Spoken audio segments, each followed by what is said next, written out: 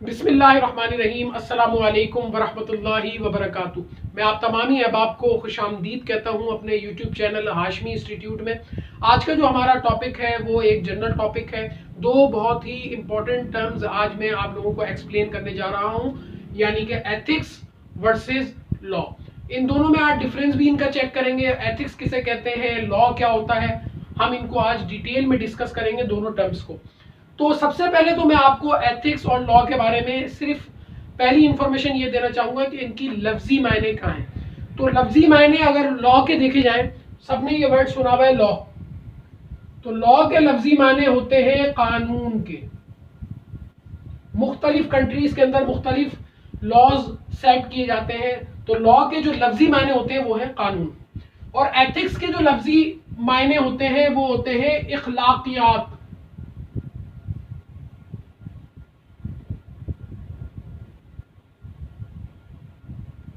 इखलाकियात ethics को कहते हैं।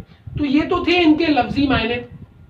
ताकि लफ्जी मायने मैंने इसलिए आप लोगों को पहले बताए ताकि जब मैं डेफिनेशन आप लोगों को एक्सप्लेन करने जाऊं तो आप इजीली इन दोनों टर्म्स को अंडरस्टैंड कर सके।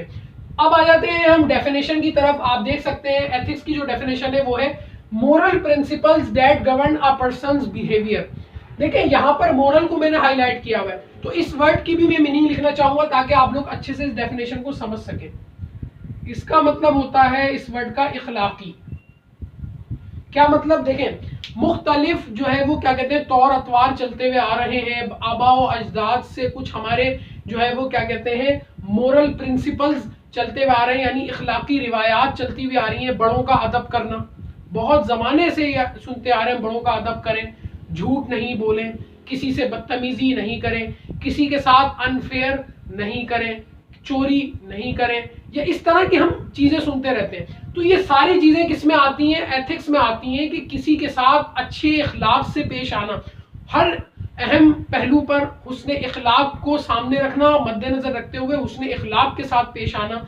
तो इसे हम कहते हैं एथिक्स, क्योंकि एथिक्स के लफ्जी मायने होते हैं इखलाकियात के। अब डेफिनेशन क्या कह रही है हमें, moral principles that govern a persons behaviour.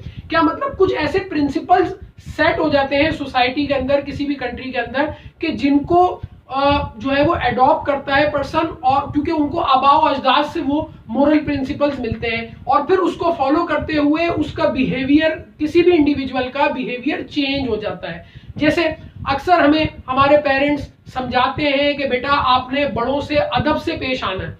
अब ये जो हमें एक गाइडलाइन मिली है अपने बड़ों की तरफ से, ये किस में आएगी, ये आएगी एथिक्स में, क्योंकि ये इखलाकियात सिखाए जा रहे हैं हमें, अच्छे से पेश आना, बड़ों का अदब करना, बड़ों की बात को अहमियत देना।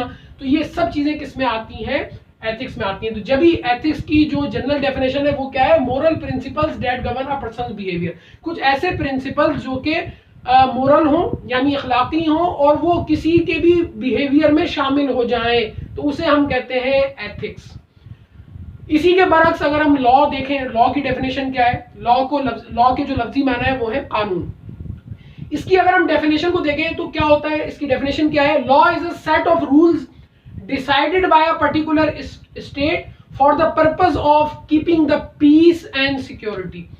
क्या मतलब, इस डेफिनेशन के अंदर क्या बताया जा रहा है, लॉ एक ऐसी चीज होती है, कंट्री के हिसाब से ये डिफर करता है।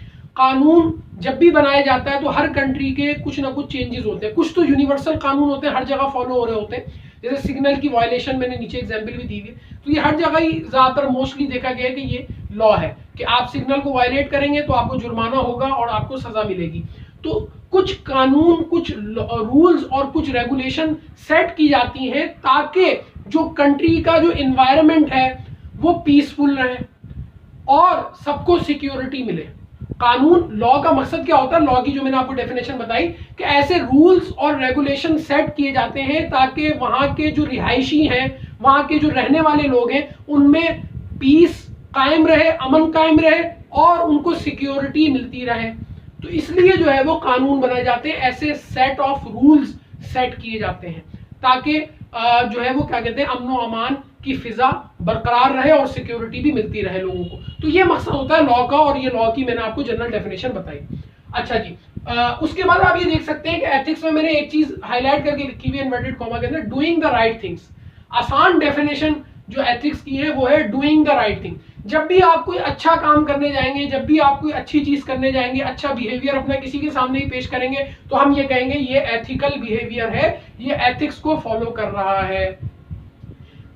दूसरा पॉइंट क्या है, जैसा कि मैं आप इस पॉइंट पे आ गया हूं, पहला पॉइंट मैंने दोनों की डेफिनेशन एक्सप्लेन कर दी। ये हमेशा फ्री टू फॉलो होता है, मतलब अगर कोई शख्स बदतमीज है तो हम उसको कोई जुर्माना नहीं करेंगे उस पर। ये ऐसी चीज है जो कि आपको बिहेवियर को तो चेंज करती है आपके, लेकिन अगर आप वायलेट करते हैं एथिक्स को तो आप पर कोई जुर्माना नहीं होता। अगर कोई शख्स बदतमीज है, बड़ों का अदब नहीं करता, बड़ों का कहना नहीं मानता, तो हम उस पर कोई जुर्माना नहीं कर सकते, क्योंकि वो लॉ नहीं है, कंट्री में कोई रूल्स सेट नहीं किए गए, बल्कि ये तो मोरल प्रिंसिपल्स हैं। तो मोरल प्रिंसिपल्स हमेशा अडॉप्ट भी किए जा सकते हैं और नहीं भी अडॉप्ट किए जा सकते हैं। हाँ, ये जरूर होगा कि इसमें उस शख्स को कुछ अलकाबात से नवाजा जाएगा, जैसे कि बदतमीज है, कहना नहीं सुनता, इस तरह की चीजें होती है, लेकिन ये फ्री टू फॉलो होता है। इसको फॉलो करें तो भी ठीक, नहीं करें तो इस पर कोई जुर्माना नहीं होता। उसके अलावा इधर आप देखें डिफरेंस, अगर ये वाला इसका लॉ का, तो ये होता है मस्ट फॉलो, क्योंकि ये कंट्री सेट करती है अकॉर्डिंग टू सिचुएशन, लॉज बनाती हैं मुख्तलिफ, और laws day by day change भी होते रहते हैं, इनमें जो है वो रद्दो बदल होता रहता है। तो ये मस्ट फॉलो होता है। अगर कोई कानून बन गया है कि भाई चोर की सजा ये है, तो वो मिलनी ही मिलनी है, चाहे कुछ भी हो जाए। इसके अलावा अगर हम तीसरा डिफरेंस देखें, एथिक्स जो होते हैं वो यूनिवर्सल होते हैं। कहीं भी चले जाएं आप, सब जगह ये कहा जाएगा कि भाई माँ बाप का अदब आपने करना ही करना है, माँ बाप की बात को अहमियत देनी ही देनी है, चाहे आप कहीं भी चले जाएं। तो इसलिए एथिक्स हमेशा यूनिवर्सल होते हैं, हर जगह एप्लीकेबल होते हैं। लॉज जो होते हैं वो डिपेंड्स ऑन कंट्री होते हैं, ये तो फॉलो तो किए जाते हैं, लेकिन हर कंट्री के हिसाब से कुछ लॉज के अंदर तब्दीली होती है, कुछ लॉज जो होते हैं वो चेंज होते हैं। तो इनमें ये डिफरेंस है।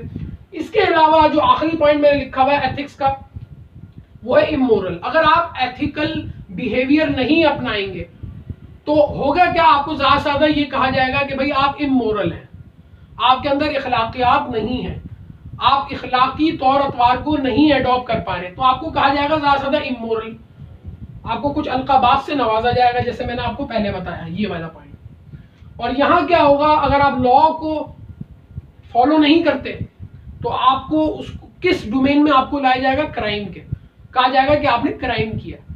इसकी कुछ एग्जाम्पल्स भी मैंने दी हुई हैं, जैसे कि एथिक्स की अगर एग्जाम्पल दिए हैं, जैसे मैं प्रीवियसली भी बहुत दफा ये कह चुका हूँ, अभी बताया लेक्चर के अंदर भी मैंने कहा कि रिस्पेक्ट योर पेरेंट्स। अगर ये जुमला आप सुने तो आप समझ जाएं कि आपको क्या कहा जा रहा है, आपको एथिकल बिहेवियर अपनाने को कहा जा रहा है, आपको एथिक्स का पैगाम दिया जा रहा है, रिस्पेक्ट योर पेरेंट्स।